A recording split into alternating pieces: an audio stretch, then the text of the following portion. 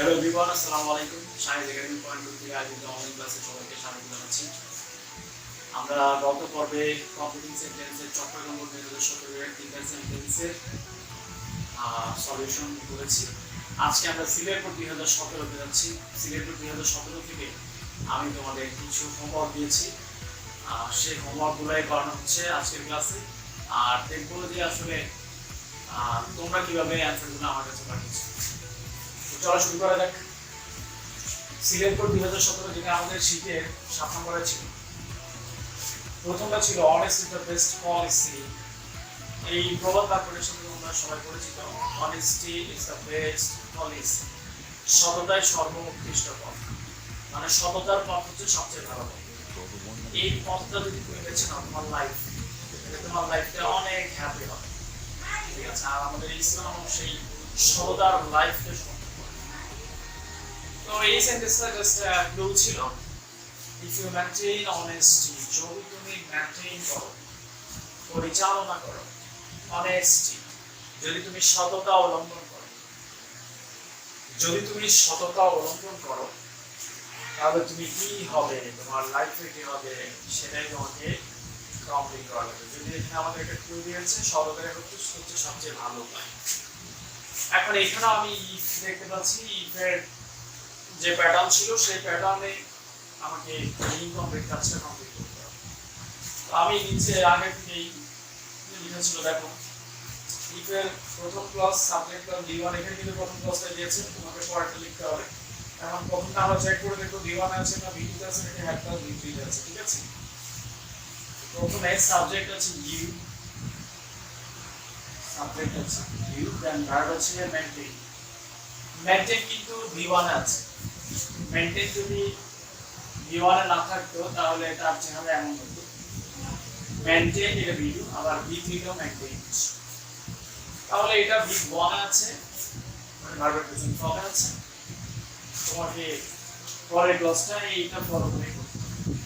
তুমি shall use করতে পারো, will ইউজ করতে পারো, can ইউজ করতে পারো, may ইউজ করতে পারো, চারটা অপশন আছে। এরপরে তুমি যে ভার্বটা লিখো সেটা বেস ফর্ম। আচ্ছা, যদি তুমি সততা অবলম্বন করো, আমাকে কিছু স্টুডেন্টস অ্যান্সার পাঠিয়েছে, আমি এগুলোর সাথে ম্যাচ করে দেখি, ঠিক আছে। বলেছে you can lead a happy life. এখানে লিখেছে ইউ ক্যান লিড, তুমি নেতৃত্ব দিতে পারো একটা সুখী জীবন। তার এই কথাটা কিন্তু সম্পূর্ণ মিনিংফুল। যদি তুমি সততার পথ অবলম্বন করো, তুমি একটা সুখী জীবন পার করতে পারো। আমরা এখন চেক করবো আমার স্ট্রাকচারের সাথে ম্যাচ করে। সাবজেক্ট আছে you, shall will can may থেকে can সিলেক্ট করছে, can এর পরে লিড এটা বেস ফর্মে আছে, ভার্বের বেস ফর্ম বলেছি ওই যে বেস ফর্মে আছে। তাহলে তার এই সেন্টেন্স সঠিক, কারেক্ট। পরের জন্য লিখছে you can prosper in life, তুমি জীবনে উন্নতি করতে পারো। এখানেও দেখো সাবজেক্টের পরে ক্যান, প্রসপার ভার্ব হিসেবে আছে, বেস ফর্মে আছে। তাহলে তার এই অ্যান্সারটাও মিনিংফুল এবং প্যাটার্ন অনুসারে কারেক্ট। পরেরটা লিখছে এভরিবডি উইল লাভ ইউ, প্রত্যেকে তোমাকে ভালোবাসবে। এটাও কিন্তু ঠিক আছে। এভরিবডি সাবজেক্ট আছে, উইল, শ্যাল, উইল, ক্যান, মে থেকে উইল সিলেক্ট করছে, ভার্বের বেস ফর্ম লিখছে লাভ, প্রত্যেকে তোমাকে ভালোবাসবে। যদি তুমি সততা মেইনটেইন করো, প্রত্যেকে তোমাকে ভালোবাসবে। ঠিক আছে, সেন্টেন্স কারেক্ট ছিল। আমি আর এখানে আমার পক্ষ থেকে আর কোনো সেন্টেন্স বলার প্রয়োজন নাই। এই তিনটার মধ্যে তোমরা যার যেটা ইচ্ছা সেটা লিখতে পারো, ঠিক আছে। ওকে, আমরা এখন দ্বিতীয় সেন্টেন্সে জয়েন করছি। Patriotism is a noble virtue. Patriotism এর অর্থ কি? এর অর্থ দেশপ্রেম। Patriotism অর্থ দেশপ্রেম। আর যাদের মধ্যে দেশপ্রেম থাকবে তাদেরকে আমরা বলি প্যাট্রিয়ট। প্যাট্রিয়ট অর্থ দেশপ্রেমিক, ঠিক আছে। তো প্যাট্রিয়টিজম দেখে আমার মনে হচ্ছে যে তোমরা কি আসলে জানো যে প্যাট্রিয়টিজম কোন পার্টস অফ স্পিচ? প্যাট্রিয়টিজম কিন্তু একটা নাউন, এবং তোমরা কি আসলে এটা জানো এটা কোন নাউন হতে পারে? প্যাট্রিয়টিজম কিন্তু একটা অ্যাবস্ট্রাক্ট নাউন। এটা কেন অ্যাবস্ট্রাক্ট নাউন সেটা বলছি। যে সকল ওয়ার্ডের শেষে আইএসএম দেবা, আইএসএম, যে সকল ওয়ার্ডের শেষে আইএসএম থাকবে, আর এটা হচ্ছে একটা চেনার উপায়, তাদেরকে আমরা অ্যাবস্ট্রাক্ট নাউন বলবো। আমরা যে অ্যাবস্ট্রাক্ট নাউন হচ্ছে ওই সকল নাউন যাদেরকে দেখা যায় না, ছোঁয়া যায় না, ফিল করতে হয়। দেশপ্রেম দেখা যায় না, ছোঁয়া যায় না, এটা ফিল করার একটা ব্যাপার। তাই প্যাট্রিয়টিজম একটা অ্যাবস্ট্রাক্ট নাউন, জাস্ট মনে রাখো। তাহলে দেশপ্রেম একটা নভেল, মহৎ, ভার্চু। ভার্চু শব্দের অর্থ হচ্ছে গুণ। এখন তোমাদের জানার সুবিধার্থে কিছু এক্সট্রা কথা বলছি, যদি এটা আমার কমপ্লিট সেন্টেন্সের বই থাকে তারপরে বলছি। যদি তুমি দেখো এই যে টি এর পরে যদি ইউ থাকে, টি এর পরে যদি ইউ থাকে তখন এটার উচ্চারণটা, টি এর উচ্চারণটা চ এর মতো হবে। যদি টি এর পরে ইউ থাকে তাহলে টি এর উচ্চারণটা চ এর মতো হবে। যেমন ভি আই আর ভার, টি এস এ, এরপরে ইউ এস এ। এখন টি এর উচ্চারণটা হবে চ, তাহলে ইউ থাকার কারণে রস্যু, তাহলে ইউ মানে হচ্ছে চু, ভার্চু। যেমন আমরা এরকম আরো ওয়ার্ড এর সাথে পরিচিত আছি, যেমন সিচুয়েশন। এই দেখো টি এর পরে ইউ আছে, তাই তোমরা কি বলো এটাকে S I C T U মানে চু, সিচু।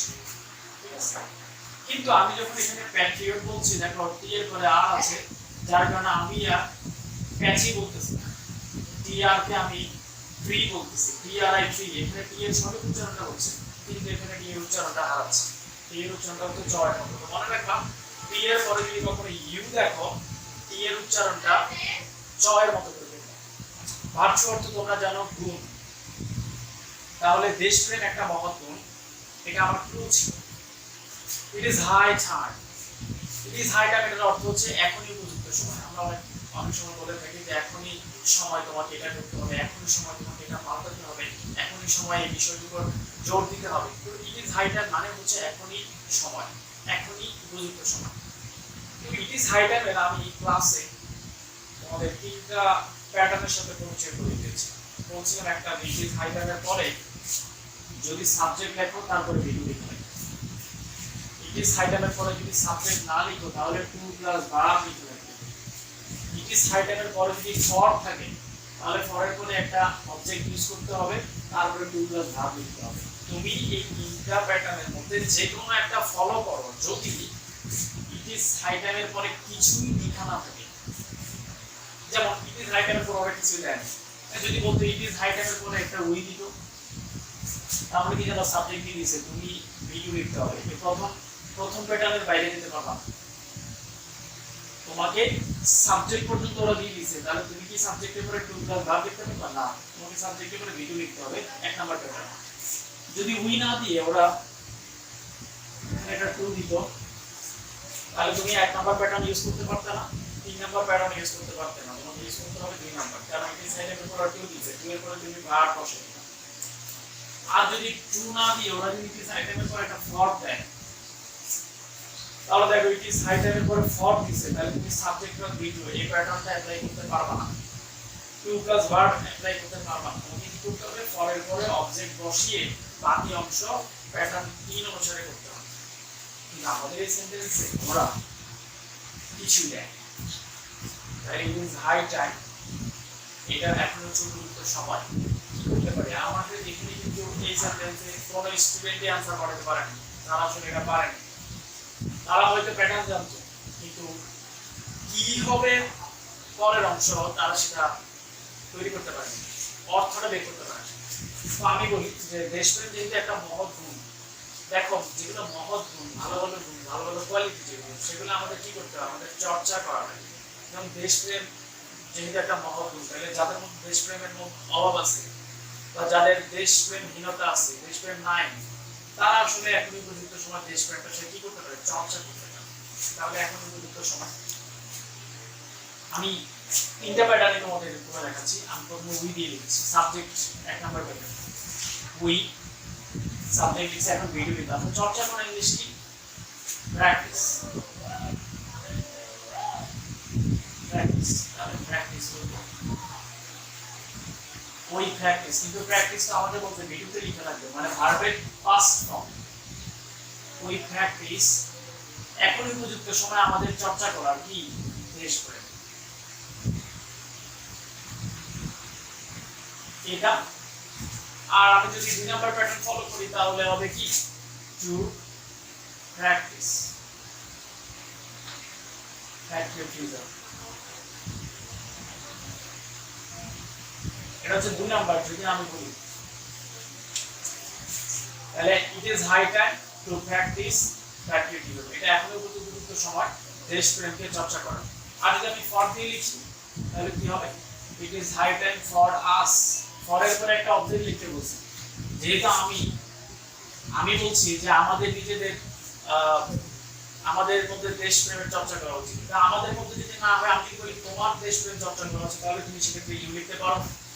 আর যদি বলে তাদের দেশপ্রেম চর্চা করা উচিত তাহলে সেক্ষেত্রে তুমি দ্যাম লিখতে পারো। অর্থাৎ যাই লেখো এখানে আস না লিখে তুমি যদি ইউ লেখো, তুমি যদি দ্যাম লেখো তাও সঠিক আছে। তাহলে ফর এরপর একটা অবজেক্ট দিলাম আস, ফর আস মানে আমাদের জন্য, to plus verb to practice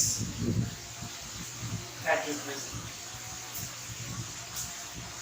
আমি কিন্তু তিনটা ফর্মে তোমাদের তিনটা প্যাটার্নে তোমাদের লিখে দেখালাম, তোমরা যে কোনো একটা অ্যাপ্লাই করবা। যদি সাবজেক্ট দেওয়া না থাকে, টু দেওয়া না থাকে, ফর দেওয়া না থাকে, শুধু ইট ইজ হাই টাইম দিয়ে দিবে, তখন তুমি এইভাবেই যে কোনো একটা চুজ করতে পারো। তাহলে সেন্টেন্স ছিল এমন দেশপ্রেম একটা মহৎ গুণ, এখন উপযুক্ত সময় আমাদের দেশপ্রেমের চর্চা করা উচিত। আশা করি বুঝতে পারছি। ওকে, আমরা পরের সেন্টেন্সে জয়েন করছি। C number, English is an international language. ইংরেজি একটা আন্তর্জাতিক ভাষা। আই উইশ মানে আমার ইচ্ছা, আই উইশ আমার ইচ্ছা। এটা আই উইশের আমি দুটো প্যাটার্ন তোমাদের সাথে শেয়ার করেছিলাম ক্লাসে। আই উইশ থেকে তুমি পরের ক্লাসটা আই দিয়ে ওয়ার দিয়ে লিখতে পারো। আই উইশ থেকে পরের ক্লাস তুমি আই কুড ভার্বের বেস ফর্ম দিয়ে লিখতে পারো, যে কোনোটা। তো আমাদের কাছে কেউ অ্যান্সার পাঠিয়েছে, আমরা দেখি তাদের সঠিক আছে কিনা, তারা আসলে রুলের সঠিক অ্যাপ্লাই করতে পেরেছে কিনা। তাহলে ইংরেজি একটা আন্তর্জাতিক ভাষা, আমার ইচ্ছা কি তারা কি বলছে। একটা লিখছে I could speak English, I could, সে দ্বিতীয়টা অ্যাপ্লাই করছে কুড ভার্বের বেস অন স্পিক হ্যাজ। তার কথা হচ্ছে এই সেন্টেন্সের অর্থ আমি পারতাম কথা বলতে ইংরেজিতে, মানে আমার ইচ্ছা আছে আমি ইংরেজিতে কথা বলতে পারতাম। তাহলে তার সেন্টেন্সটা সঠিক যে পাঠিয়েছে। 2 number, I were learning English. যদি বলি ওয়ার পর্যন্ত ঠিক আছে, ওয়ারের পরে সে আর কোনো ভার্ব ব্যবহার করতে পারবে না, এই ওয়ারের পরে কোনো ভার্ব ব্যবহার করতে পারবে না, কিন্তু সে তো লার্ন ইউজ করছে, তাই তার এই সেন্টেন্সটা রং, অ্যাবসলিউটলি রং। এটাকে কারেক্ট করতে গেলে সে কি করবে, সে যদি ওয়ার বাদ দিয়ে কুড লিখতো এখানে তাহলে কিন্তু সেন্টেন্সটা সঠিক। আই কুড লার্ন ইংলিশ, আমার ইচ্ছা আমি যদি ইংরেজি শিখতাম। I could learn English. পরের জন্য লিখছে I were an English teacher. আমার ইচ্ছা যে আমি একদম ইংরেজি শিক্ষক হতাম। তার এই সেন্টেন্সগুলো তাই হচ্ছে সে ওয়ারের পর আপনার ভাবছি ওয়ারটা এখানে মেনশন ছিল, তবে সে আর্টিকেলের একটা ভুল করেছে, এন্ড বি না লিখে এ লিখছে। আমরা তো জানি ভাবের কারণে এখানে এন্ড করেছে। যদি আমি একজন ইংরেজি শিক্ষক হতাম তাহলে এগুলো সেন্টেন্স সঠিক ছিল। আর দ্বিতীয়টা বলছি আসলে বুঝতে পারছো, এখানে যে দুইটা সেন্টেন্স সঠিক হচ্ছে তারা দুজনেই এই দুইটা প্যাটার্নের দুইটাই ফলো করছে, ঠিক আছে। ওকে, আমরা পরের সেন্টেন্সে জয়েন করছি। B number, if I had much money. এরপরে ইনকমপ্লিট একটা অংশ দিচ্ছে। এখানে কিন্তু তোমাদেরকে ওরা কোনো ক্লু দেয় না, হ্যাঁ, ওরা জাস্ট একটা সেন্টেন্সে এটার একটা ক্লজ শো করছে আর একটা ক্লজ তোমাদেরকে করতে হবে। যদি আমার মাছ মানি অনেক টাকা থাকতো তাহলে আমি অনেক কিছু করতে পারতাম। অনেক টাকা থাকলে আসলে অনেক কিছু করা যায়। তো আমি প্রথমে বলি যে আমাদের এই সেন্টেন্সটা ইফের রুলের মধ্যে পড়ছে, ইফের রুলে পড়ছে এবং ইফের প্রথম ক্লজটা ওরা দিয়েছে, আমাদেরকে চেক করে দেখতে হবে 1 2 3 কোন ক্লজের মধ্যে এটা আছে, পরের ক্লজটা সেই অনুসারে সাজাইতে হবে। হ্যাঁ, তো দেখি প্রথমে এটা কোন ক্লজে আছে। যদি V1 হয়, V2 হয় অথবা একটা V3। অনেকে বলবে দেখার সাথে সাথে সে বলবে এটা 3 নম্বরে আছে, কারণ হেড আছে। কিন্তু আসলে হেড থাকলে যে 3 নাম্বার থাকে না, হেডের পরে একটা ভার্বের পাস্ট পার্টিসিপল ফর্ম থাকতে হবে, অর্থাৎ হেডের পরে একটা মেইন ভার্ব থাকা লাগবে, প্রিন্সিপাল ভার্ব থাকা লাগবে, তাহলে আমি বলতে পারবো এটা 3 নম্বরে আছে। তো চেক করে দেখি। সাবজেক্ট আছে আই, হ্যাড হচ্ছে ভার্ব, কিন্তু হেডের পরে আর কোনো ভার্ব নাই। মাছ একটা ডিটারমাইনার, সেটা মানের ক্ষেত্রে বসছে। মাছ অর্থ অনেক, মেনি অর্থ অনেক। তোমরা একটু কথা বলছি ডিটারমাইনারের ব্যাপারে। কাউন্টেবল নাউন যদি হইতো মেনি হইতো, কিন্তু আনকাউন্টেবল নাউন হওয়ার কারণে মাছ হয়েছে। যেমন তুমি যদি বলো অনেক পানি, তুমি কিন্তু মেনি ওয়াটার বলতে পারবা না। আমরা জানি ওয়াটার আনকাউন্টেবল, তাই মানি মেনি ইউজ করা যাবে না, তোমাদেরকে ইউজ করতে হবে মাছ। দুটোর অর্থই কিন্তু অনেক। আবার যদি বলি অনেক মানুষ, তখন কিন্তু মেনি পিপল ঠিক আছে, কারণ পিপল কাউন্টেবলের আগে তুমি অনেক বোঝানোর জন্য মেনি ব্যবহার করতে পারো, কিন্তু এখানে মাছ মানিটা আনকাউন্টেবল ছিল, যার কারণে মাছ নষ্ট। তো হেডের পরে আমি আর কোনো ভার্বের অস্তিত্ব দেখছি না, তার মানে শিওর এটা 3 নম্বরে যাবে না। কারণ 3 নম্বর প্যাটার্নে বলছে হেডের পরে অবশ্যই বিথিং থাকবে, অর্থাৎ পাস্ট পারফেক্ট টেন্সের নিয়ম হচ্ছে হেডের পরে ভার্বের পাস্ট পার্টিসিপল ফর্ম, কিন্তু সেই ভার্বটা তো নাই। তাহলে এখন আমাদের চুজ করতে হবে একটা 3 নম্বরের মধ্যে। আচ্ছা তোমরা জানো কি জানো আমি জানি না, যে হ্যাভ কিন্তু অনেক সময়, মানে সবাই জানে হ্যাভ একটা অক্সিলারি ভার্ব, এটাকে হ্যাভ ভার্ব বলে। কিন্তু হ্যাভ যখন সেন্টেন্সে মেইন ভার্ব হিসেবে বসবে, প্রিন্সিপাল ভার্ব হিসেবে বসবে, তখন তার ফর্ম আছে। যেমন হ্যাভ, হ্যাজ, এই দুটো যখন মেইন ভার্ব হিসেবে বসবে তখন এরা V1 আছে, এদের V2 হচ্ছে হ্যাভ। যদি এরা সেন্টেন্সে মেইন ভার্বের দায়িত্ব পালন করে, আমরা এখানে দেখতে পাচ্ছি হ্যাভ ছাড়া আর কোনো ভার্ব নেই, তার মানে এই হ্যাভ হচ্ছে এখানে মেইন ভার্ব। যদি এটা মেইন ভার্ব হয়, যদি এটা প্রিন্সিপাল ভার্ব হয়, তাহলে দেখতে হবে এটা কোন ফর্মে আছে, এটা V2 তে আছে। তাহলে আমরা ইজিলি বলতে পারছি এটা 2 নম্বর রুলে পড়ছে। আমাদের 2 নম্বর রুলে সাবিত হবে। 2 নম্বর রুলে বলতে সাবজেক্টের পরে ইট হবে, না হলে কুড হবে, না হলে মাইট হবে, তারপর ভার্বটা বেস ফর্মে থাকবে। তো এই ছিল আমার সেন্টেন্স প্যাটার্ন। আমি 2 নম্বরে এই সেন্টেন্সটা সাজাবো। তো দেখি আমাদের স্টুডেন্টসরা আসলে আমার জন্য কি অ্যানসার করে পাঠিয়েছে। একজন লিখছে I could help the poor, যদি আমার অনেক টাকা থাকতো আমি গরিবদেরকে সাহায্য করতাম। কারেক্ট। এখন চেক করব প্যাটার্ন ঠিক আছে কিনা। সাবজেক্ট লিখছে ও আই, এরপরে কুড ব্যবহার করছে, কারেক্ট। হেল্প বেস ফর্ম ঠিক আছে, I could help the poor, তার সেন্টেন্সটা সঠিক। আরেকজন লিখেছে I would help the poor, সে কুডের পরিবর্তে উড ব্যবহার করছে, মানে আমি গরিবদেরকে সাহায্য করতাম। আর এটা হচ্ছে সাহায্য করতে পারতাম, দুটোই সঠিক। 3 নম্বরে একজন বলছে আই কুড বাই এ কার, আমি একটা কার কিনতে পারতাম, একটা গাড়ি কিনতে পারতাম। তো কেউ গরিবকে সাহায্য করতে চায়, কেউ গাড়ি কিনতে চায়। হ্যাঁ, এই স্টুডেন্টটা হয়তো একটু সেলফিশ টাইপের ছিল, সে গাড়ি কিনতে আগে তারপরে আসবে গরিবদের সাহায্য করা হবে, অর্থাৎ তার মেন্টালিটিতে আগে গাড়ি করতে আসছে। আবার এরা কিন্তু মনে হচ্ছে আসলে মোটেও সেলফিশ না, কিন্তু হয়তো টাকাটা হাতে আসলে দেখা যাবে এরা আগে গাড়ি কেনার জন্য দৌড় দিবে। যাই হোক, সেটা বাদ দিলাম। তো আমার এখানে আমার মতো করে কিছু বলা নেই, আমার অনেক টাকা থাকলে আমি অনেক কিছু করতে পারবো। এখানে জাস্ট দুইটা ক্লু পাইছি, একটা গরিবকে সাহায্য করা আর হচ্ছে গাড়ি কেনা। তো যা যেটা ভালো লাগে সেটা দিলাম। ওকে, আমরা পরের সেন্টেন্সে জয়েন করি। Hardly had he seen his friend. Hardly মানে যে মাত্র সে তার বন্ধুকে সিনটা আসছে সি থেকে। হ্যাঁ, তাহলে যেই মাত্র সি অর্থ দেখা, যেই মাত্র সে তার বন্ধুকে দেখে, যেই মাত্র সে তার বন্ধুকে দেখলো, এটাই হচ্ছে আমার প্রথম ক্লজের মিনিং। তো এই হার্ডলি হ্যাড এর রুল ছিল, আমি তোমাদের সাথে সেটা ক্লাসে শেয়ার করেছি। আমি সেখানে সংক্ষিপ্ত আকারে আবারও তুলে ধরলাম। লিখছি হার্ডলি হ্যাড এর পরে সাবজেক্ট বা বি3 থাকে, বিহিত আছে কিনা। এই যে হার্ডলি হ্যাড সাবজেক্ট বি3 আছে। পরের ক্লজটা তোমাকে হোয়েন দিয়ে শুরু করতে হবে। হোয়েন এর পরে তুমি সাবজেক্ট লিখবা, দেন ভার্বের পাস্ট ফর্ম লিখবা বি2। তো এখন যে মাত্র সে তার বন্ধুকে দেখলো, আমার কোন স্টুডেন্ট এটার অ্যানসার পাঠাতে পারে না, আসলে মনে হয় তারা ওইটার পরের অংশের উত্তরটা কি হবে অর্থটা বের করতে পারেনি। যে মাত্র সে তার বন্ধুকে দেখলো, তুমি যদি হঠাৎ দেখা গেল তুমি দরজা খুললা, একটা বেল বাজলো, দরজা খোলা, দরজা খোলার সাথে তোমার তোমার বন্ধুকে দেখলাম, আর যেই মাত্র তুমি তাকে দেখলা, তাহলে তুমি কি করবা? তাকে জড়িয়ে ধরবা, যদি সে বাসার সামনে হয়, দরজার সামনে হয়। কিন্তু আপনি তুমি কোনো একটা জায়গায় গেলা, তোমার বন্ধুকে দেখলা, দূর থেকে দেখলাম, তাহলে কি করবা? তার কাছে দৌড়ে ছুটে যাবা। যেই মাত্র সে তার বন্ধুকে দেখলো তাহলে সে তার বন্ধুর কাছে দৌড়ে গেল, আমরা সেটাই লিখতে পারি। যাই লিখবো প্রথমে when, তারপর সাবজেক্ট।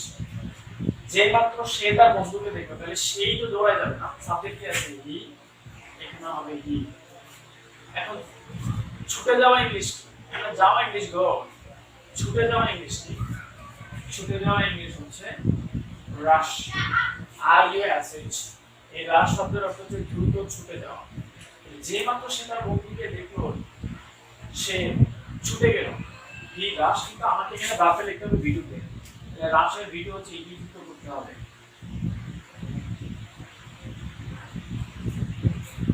হি রাশ, সে ছুটে গেল কার কাছে? তার বন্ধুর কাছে। টু হিম, হিম বলতে তার বন্ধুকে বোঝানো হচ্ছে। সে দৌড়ে তার কাছে ছুটে গেল, একটু প্রথম লিখতে পারো, আর চাইলে আর একটু বাড়াইতে পারো যে কেন সে দৌড়ে ছুটে তার কাছে গেল, হয়তো তাকে স্বাগত জানাতে। তোমরা একটু যেগুলো অ্যান্সার হবে তার সাথে যদি একটু বাড়াই দাও তাহলে একটু, আমরা চাইলে এটাও করতে পারি। টু হিমটা পরে লিখে সে ছুটে গেল, আমি বলবো যে স্বাগত জানাতে। স্বাগত জানানো ইংলিশ হচ্ছে গ্রিট। গ্রিট শব্দের অর্থ স্বাগত জানানো, ওয়েলকাম জানানো। তাহলে একটা ভার্বের পর আরেকটা ভার্ব যদি লিখতে চাই এইভাবে গ্রিট লিখতে পারবো না, এটাকে ইনফিনিটিভ করা লাগবে, টু গ্রিট। সে দৌড়ে ছুটে গেল স্বাগত জানাতে কাকে? হিমটা। ঠিক আছে? তাহলে অথবা আমি যদি বলি যে ওই যে বললাম তুমি দরজা খোলা দেখলা তোমার ফ্রেন্ড, তো তুমি যেই মাত্র তোমার ফ্রেন্ডকে দেখলা তুমি তার সাথে একটা হাগ করলা, সেটা কিভাবে লিখবা? তাকে জড়িয়ে Dharla, when he made a hug with him.